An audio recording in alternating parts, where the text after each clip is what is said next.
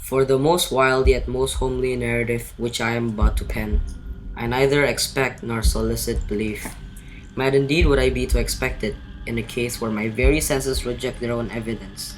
Yet, mad am I not, and very surely do I not dream. But tomorrow I die, and today I would unburden my soul.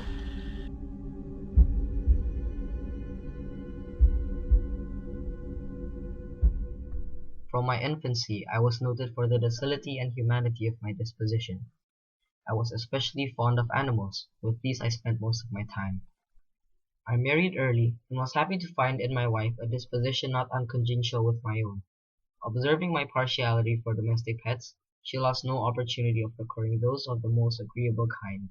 Pluto, my favorite pet and playmate, was a remarkably large and beautiful cat, entirely black, and sagacious to an astonishing degree. I alone fed him, and he attended me wherever I went about the house.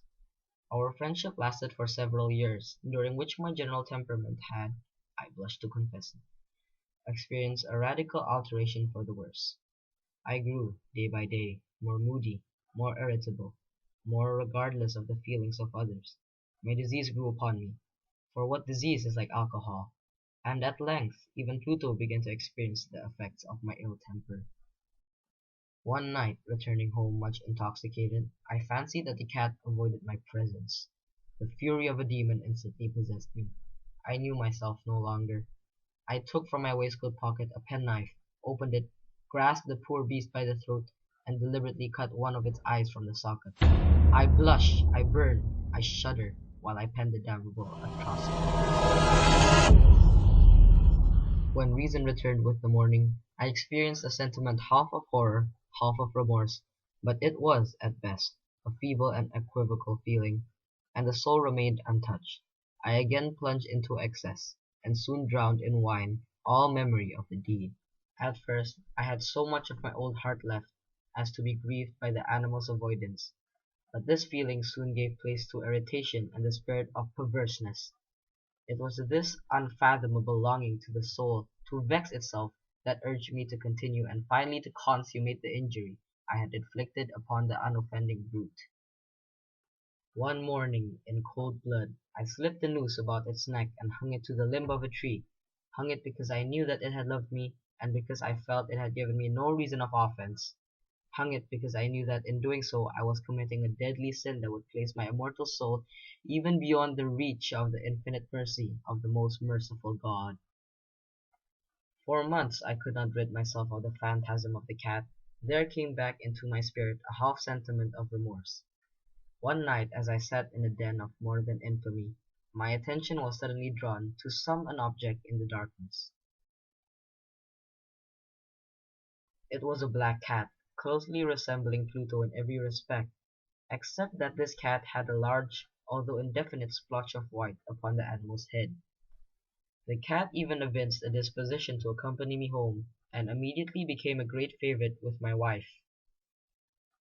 For my own part, I soon found a dislike to it arising within me. By slow degrees, these feelings of disgust and annoyance rose into the bitterness of hatred. I avoided the creature.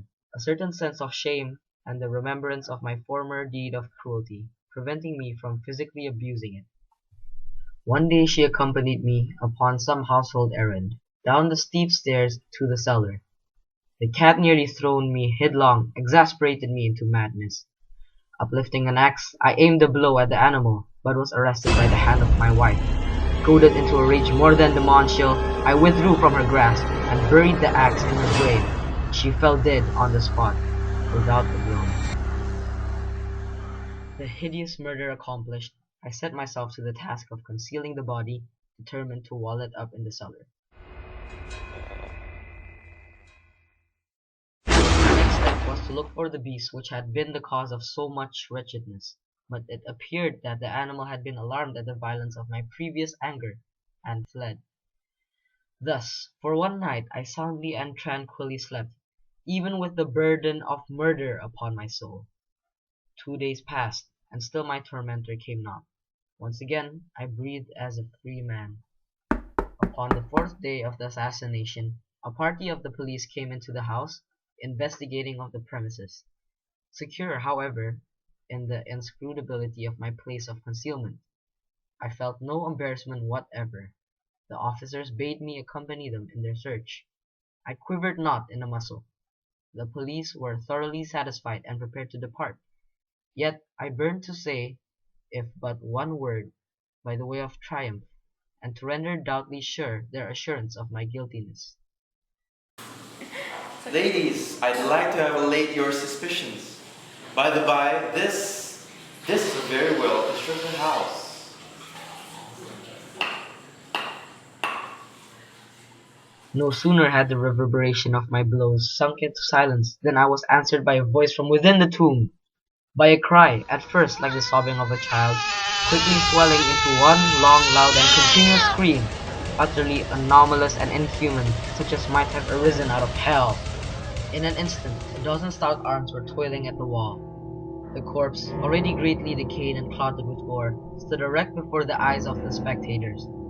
Upon its head, with red extended mouth and solitary eye of fire, sat the hideous beast whose craft had seduced me into murder, and whose informing voice had consigned me to the hangman. I had walled the monster up within the tomb.